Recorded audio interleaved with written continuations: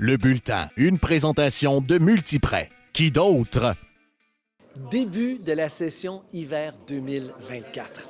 Cette semaine, le bulletin se déplace au cégep de Sorel-Tracy. Le jeudi 11 janvier dernier, les dirigeants du cégep de Sorel-Tracy ont organisé une conférence de presse pour souligner le 50e anniversaire de la création de leur équipe sportive, les Rebelles. Et 50 ans, ça se fête. C'est en 1973 qu'un groupe d'étudiants de la région de Sorel-Tracy décide de former une équipe de hockey. D'ailleurs, laissons un des fondateurs de cette équipe nous expliquer comment ça s'est passé. Bon, je m'appelle Guy Lambert. Je suis un des 4 membres qui a fondé les Rebelles. Donc, nous avons commencé ça à l'infirmerie dans notre vieux collège avant. Nous étions quatre gars qui étaient sportifs. Puis, on a décidé de fonder les Rebelles. Puis, pour la personne qui était la plus importante, c'était notre coach, Robert Gagné, que vous avez entendu depuis tantôt. Sans lui, on n'aurait pas fondé les Rebelles. On était tellement pauvres, il a fallu quêter des habits de hockey à d'autres équipes qui en avaient des nouvelles. Donc, on n'avait pas... Le haut était d'une couleur, puis le bas était dans une autre couleur. On a commencé comme ça. On était un petit cégep de 550 élèves. Puis c'est le nom des Rebelles, c'est un des 4 personnes. C'est M. Jean Morin, qui est regretté malheureusement, qui a donné le nom des Rebelles. On était 4, puis on cherchait un nom les 4 ensemble.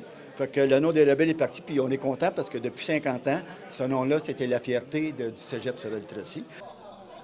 Les dirigeants du cégep ont donc décidé de célébrer le tout. Ils vont organiser un match de hockey le samedi 17 février prochain à 16h au Colisée Cardin. Voici le responsable du programme hockey au cégep Sorel-Tracy, Richard Farley. Oui, pour le 50e, dans le fond, ce qu'on veut, c'est remplir le Colisée Cardin. Le 17 février, c'est un samedi à 16h, alors qu'un match régulier là, des Rebelles contre le Collège La Flèche. Les anciennes partisans, on vous invite tous, la gang, venez, on remplit le Colisée. Les dirigeants du cégep espèrent donc rassembler le plus d'anciens rebelles possible lors de ce match contre les Dragons du Collège La Flèche.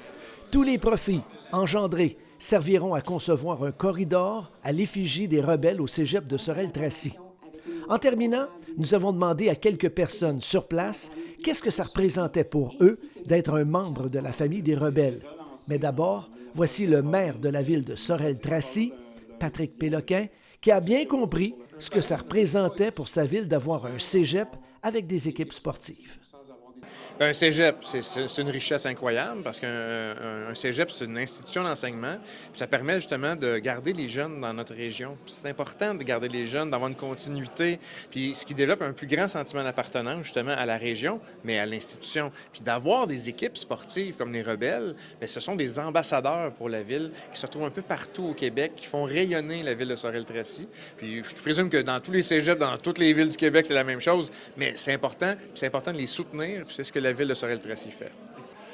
Peu importe les sports, mais d'avoir justement 50 ans, il y a beaucoup d'histoires. Oui, on n'a peut-être pas l'histoire des Canadiens de Montréal, mais quand même, d'un niveau collégial, une petite ville comme Sorel-Tracy, c'est spécial. Puis d'avoir les gens qui se tiennent encore après 50 ans, c'est à souhaiter que ça dure encore au moins pour un autre 50e.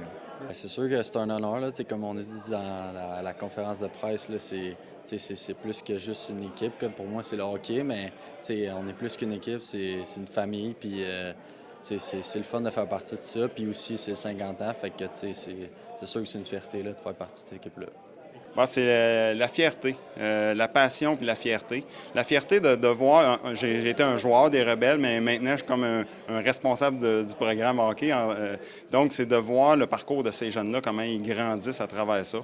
Le sentiment qu'on les a aidés à grandir, ça, c'est le côté comme responsable. Mais quand tu es comme joueur, toute la fierté, les amitiés que tu découvres, puis donc de grandir à travers ça, c'est bien important pour moi. Bien, un rebelle, nous ici, on appelle ça l'effet rebelle. Okay? Un rebelle, c'est quelqu'un qui va vivre toutes sortes d'expériences par le sport, qui va conjuguer ses études collégiales en allant chercher toutes sortes d'expériences, de vécus, d'amitié, évidemment.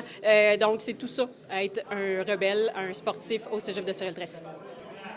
C'est donc un rendez-vous samedi 17 février à 16h au Colisée Cardin pour le match des Rebelles.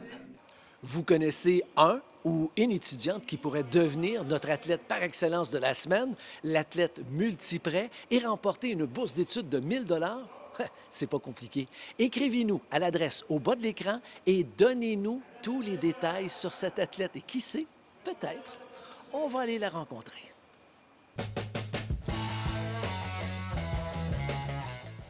Alain Rajotte, on se connaît depuis des lunes et des lunes. Ah oui. Depuis ton arrivée ici au cégep de Thetford Mines, on peut dire sans se tromper que le sport, c'est important. Absolument. Écoute, quand on m'a fait signe, à savoir si j'étais intéressé à prendre le poste de responsable des sports, on avait comme plan de match au niveau du cégep de Thetford de faire du cégep un cégep sportif qui serait attractif pour les sportifs et qui nous permettrait d'avoir plus d'étudiants de l'extérieur et garder des programmes et des emplois au niveau de notre cégep parce qu'on prévoyait une démographie d'à peu près 650 personnes. Et maintenant, on est 1000 personnes. Donc, ça a eu l'impact désiré. Alain, tu viens de mentionner quelque chose d'extrêmement important. Le cégep de Thetford Mines est reconnu pour accueillir plusieurs étudiants de l'extérieur. Oui, mais maintenant, on est rendu avec 21 équipes. Nous, on inclut nos équipes e-sport dans nos équipes. 325 étudiants athlètes, dont 225 proviennent de l'extérieur de Thetford, de la région. Sois honnête, Alain, qu'est-ce qui attire les jeunes de l'extérieur à venir ici à Thetford Mines? Bien, les entraîneurs, la qualité des entraîneurs, ça c'est évident. Le réseautage aussi qu'ils ont. Puis l'encadrement qu'on offre aussi. On a un cégep de petite taille. On a des classes de 30 et moins. On a des services périphériques qui sont offerts aux jeunes. Et la réputation de nos entraîneurs. C'est tellement important, la crédibilité, par où ils sont passés, leur vécu, leur façon de gérer les athlètes et de les développer. Et ce que j'apprécie ici au cégep de Thetford Mines, la qualité des entraîneurs, et ils ne sont pas ici pour les 6 prochains mois. Tu t'assures de les garder pour une période à long terme. Oui, exactement. Je me souviens encore du premier entraîneur à mes tout débuts que j'ai signé au temps plein. OK. Les autres cégeps m'appelaient et me disaient es-tu sérieux, signer l'entraîneur à temps plein? Mais moi, j'ai du grand respect pour le travail d'entraîneur. J'ai été un entraîneur 12 ans dans la Ligue junior majeure du Québec. Je m'étais dit, si on veut des entraîneurs de qualité, on ne veut pas qu'ils se partagent entre 2-3 emplois, soit à la course, qui soient exténués en cours de saison. Donc, c'était très important de leur faire des emplois temps plein. Et maintenant, dans nos 3 sports majeurs, basketball, football et hockey, on compte 11 entraîneurs temps plein. Et ce qui m'impressionne beaucoup depuis la tournée, depuis les débuts de cette émission-là, c'est que les entraîneurs à temps plein là, sont présents. Ils sont là dès le matin en train de préparer les entraînements, rencontrer les joueurs. Ils sont plus que des entraîneurs, ils sont des psychologues également. Ah oui, absolument. Mais tu sais, les parents aiment le fait qu'on soit présent, ils sont sécurisés par cette approche-là aussi. Et les entraîneurs qu'on a ici ont des sessions d'études à superviser. Ils ont des plans de développement individuel aussi à bâtir pour chacun des joueurs qui obligent aussi à avoir des rencontres individuelles. Ça fait partie du cursus qui est exigé de la part de la direction envers les entraîneurs et ceux-ci se portent très bien. Ils sont très attentionnés, font du vidéo avec les jeunes aussi et voient aussi au côté extérieur. Moi, bon, je suis le plus vieux ici.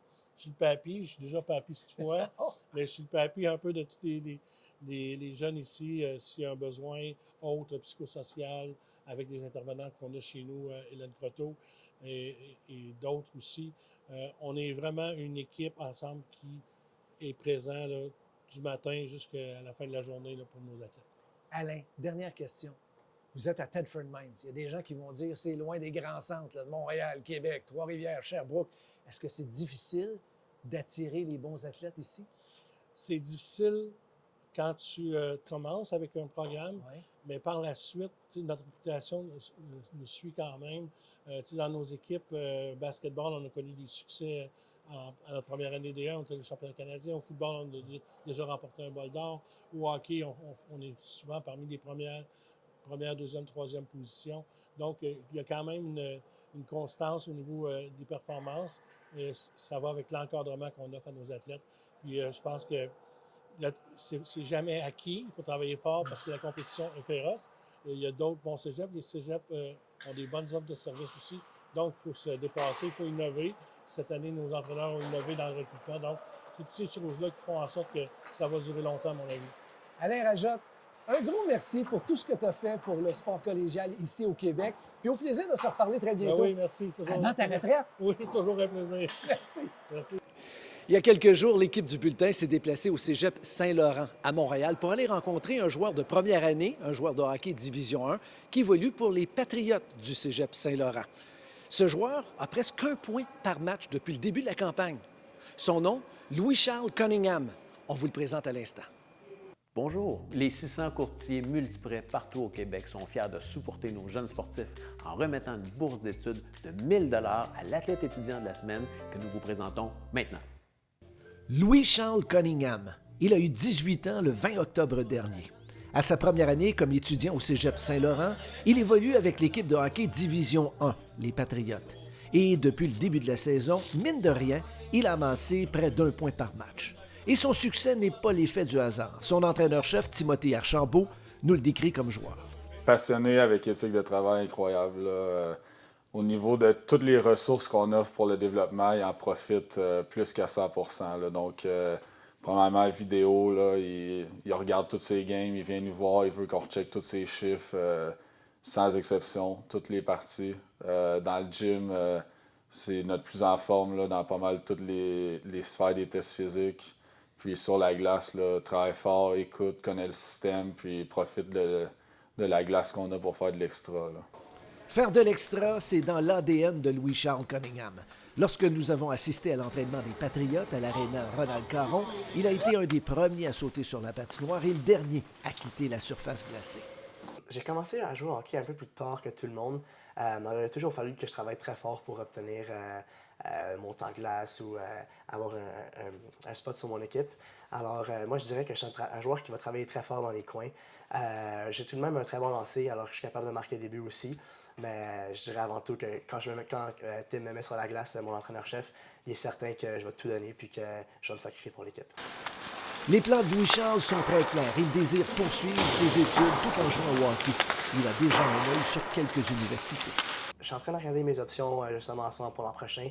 C'est sûr que quitter le Québec, quitter ma famille, quitter les Patriotes, c'est une option qui s'envisage, quoique ce serait difficile. Je suis vraiment quelqu'un qui aime être avec les gens que j'aime. Alors, ce serait un peu un dépaysagement, mais je pense que partir dans une ligue junior et peut-être pour l'an prochain, ça pourrait m'ouvrir des options, puis éventuellement, je pourrais atteindre mon rêve d'étudier dans une université américaine puis jouer du hockey NCAA. Mais pour réaliser ses rêves, pour accéder au niveau supérieur, qu'est-ce que Louis-Charles doit améliorer?